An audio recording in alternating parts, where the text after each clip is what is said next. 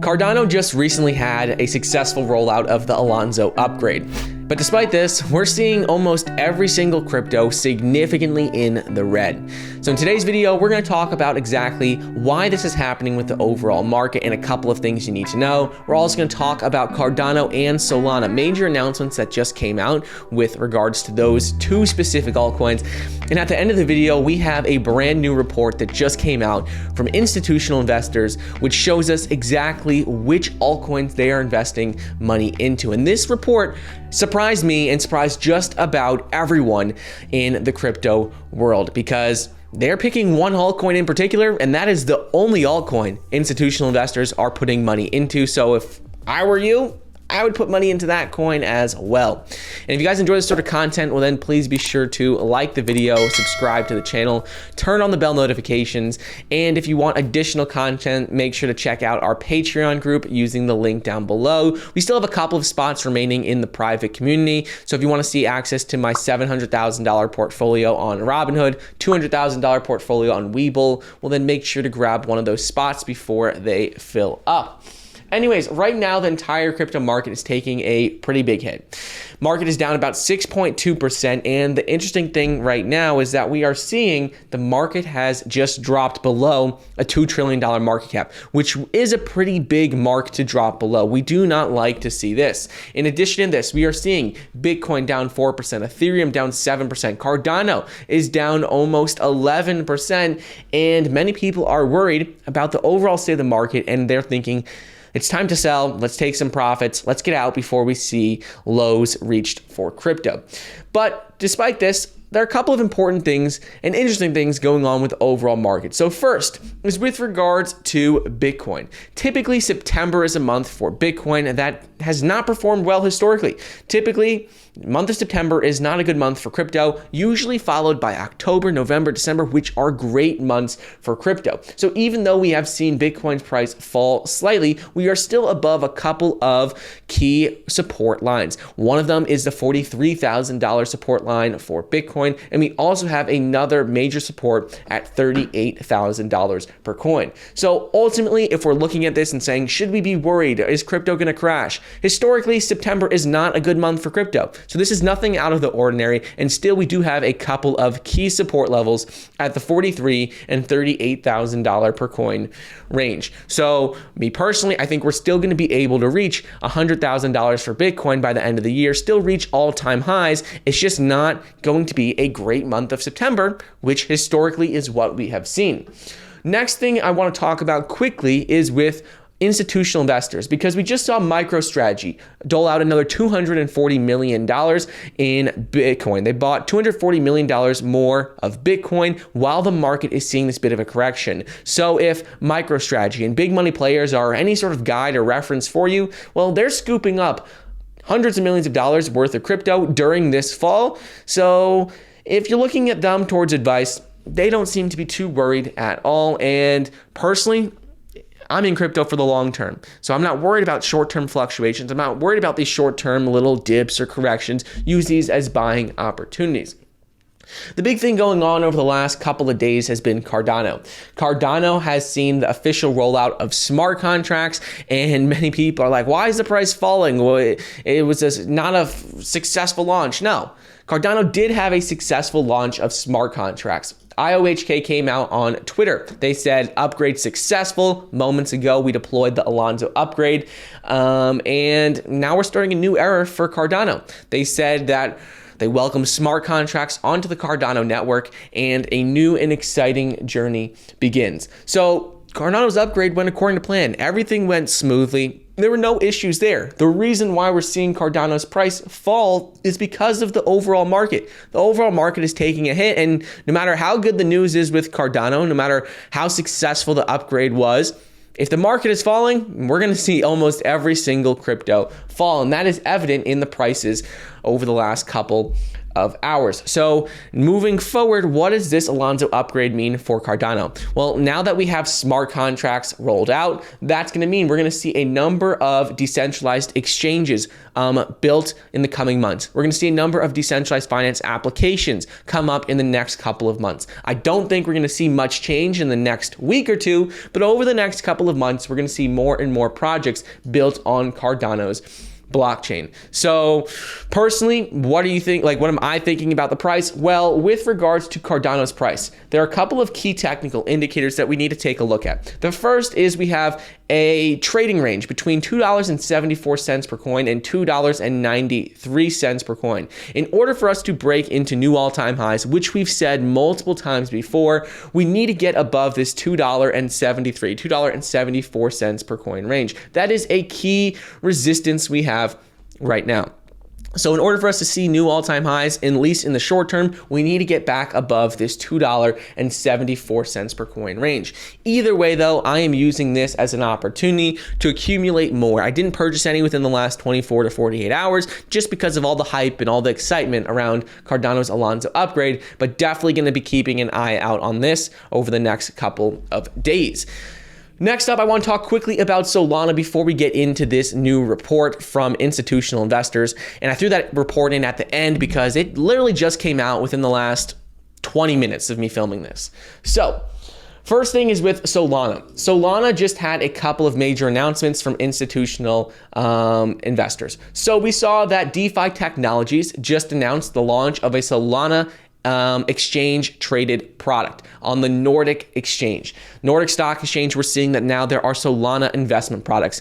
This is huge. This gives institutional players a way to access Solana through very easily without having to actually hold Solana coins. The next thing that we have seen with Solana is that we've also seen crypto asset manager Osprey Funds just launched a Solana Trust product. Osprey is a competitor to Grayscale, which is like Grayscale Bitcoin Trust, Grayscale Ethereum Trust, and this is a big deal because now we have seen not only there's an ETP in the Nordic Stock Exchange, but we're also seeing that Osprey Funds just launched their own Solana Trust as well. We're going to probably see Grayscale come out with a product soon for Solana because there's been a lot of interest, but this is exciting to see that more and more asset managers and funds are coming out with talks about Solana. That shows us that it is becoming one of the favorites and it is on the top of their list of to-dos in terms of getting more products out there. Other things going on with Solana is that everyone is getting worried about Solana's price. It is dropping. Solana's price is right around $156 per coin. And whatever time you're seeing this, either way, Solana is off from all-time highs. Solana had reached an all-time high of right around $215 or $16 per coin. And the entire way up, I'd been telling you guys, look, we're due for a correction for Solana. Solana's price was going up 20% every single day. Beginning of 2021, January 2021, Solana's price was at $1.50 per coin. So we're still up 100x from where we were at January 1st, 2021. And it was unreasonable and foolish to think that Solana's price was just going to keep rising 20% every day, nearly every day, without seeing a correction. We were very disconnected from the 200-day moving average, very disconnected from the 50-day moving average. So in my opinion, this correction, while it really is happening because of what's going on in the market, the main reason why, another reason why it's happening is simply because we were due for a correction with Solana. It went from the number 50 crypto in terms of market cap to the number 6 crypto in terms of market cap. It was so high above its 50-day moving average and 200-day moving average that we were really due for a correction for Solana. It doesn't change my opinion on Solana. I am still very bullish on it, and I'm going to continue to invest more over time. But I just want to point out that I've been seeing people say Solana's done, it's over. It's not done. It's not over. It's just getting started. And that is why we had seen the price have a little bit of a correction recently. Last thing with Solana before we get into the new report is I've talked about this briefly, but I do want to address it again, is with Solana NFTs. We talked about this the other day, how Solana just netted its first ever $1 million NFT sale for a degenerate ape. And the thing is, this isn't even the rarest NFT in the collection. In this Degenerate Ape Academy collection, this was the 13th rarest NFT, and it sold for $1.1 million. Not only that, though, but as Ethereum NFTs have been taking a massive hit, we are seeing that spin-offs of a number of the top Ethereum NFT collections are doing very well on Solana as well. Pudgy Penguins is on Ethereum. On Solana, they have Soul Penguins. On Ethereum, they have the Bored Apes. And on Solana, they have the Solana Apes. So Solana, a lot of developers and creators are copying projects that did well on Ethereum, which they're allowed to do, and they're starting to do really well on Solana's ecosystem. So we're seeing a lot of volume for NFTs move over to Solana. So something interesting to take a look at, because NFTs and the explosion we have seen in those in 2021 has really helped with Ethereum's price. Because think about it. Anytime someone wanted to buy an NFT on OpenSea, which is a platform for buying and selling NFTs, they had to buy Ethereum. But now, if people are going to be buying NFTs with Solana, that means they need to own Solana. Anyone who wants to buy Degenerate Ape Academy or a Solana Ape or a Soul Penguin needs to own Solana. So this is just an important thing to keep in mind as we continue to see Solana NFTs continue to grow and we continue to see these expand. And then lastly, what I want to talk about is this new CoinShares Digital Asset Fund report that just came out. It comes out every single week on Monday, and it just came out. Within 30 minutes of me filming this, it just came out. And so I wanted to throw this in here at the end of the video because it is very, very interesting. The digital asset investment products saw inflows from institutional investors totaling $57 million last week. This is the fourth consecutive week of inflows. But the interesting thing about this report is that, let's zoom in a bit. The interesting thing about this report is that we saw Bitcoin only have $0.2 million of inflows. We saw Ethereum have outflows of 6.3, which is the first time we have seen Ethereum have outflows. But if we look at inflows, Solana absolutely dominated. It had $49.4 million worth of inflows. It outperformed basically every other altcoin over the last week. While a lot of things were tanking, Solana's price was still up significantly. So even though we're seeing Solana's price drop, it has outperformed nearly every crypto over the last year, up 100x still.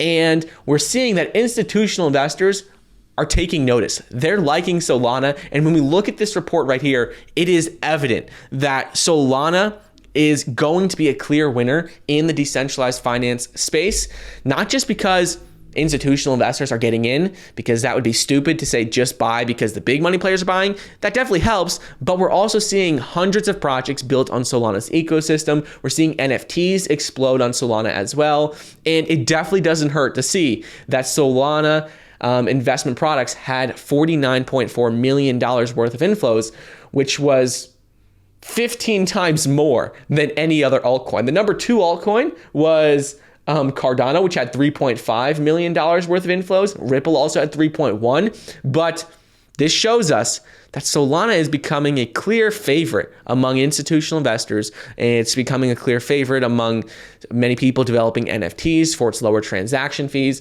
And personally, I'm just going to continue to dollar cost average into Solana. I've owned it since about February, around $10 per coin. I'm going to continue to add into it, but it's exciting to see that even though we're seeing drops and some outflows from other altcoins like Ethereum, or basically no inflows into Bitcoin, we're seeing a lot of money going into Solana. So I'll go into this report more in detail tomorrow, but I just want to talk about it quickly because it just came out and it related exactly to Solana and some fears that some people have had. I think it should, quiet down some of those fears people might have and show you that even though we're seeing prices drop, big money players are still accumulating. So that's what's going on with crypto. Hope you enjoyed today's video. I tried to keep it quick, but there is a lot of information to cover.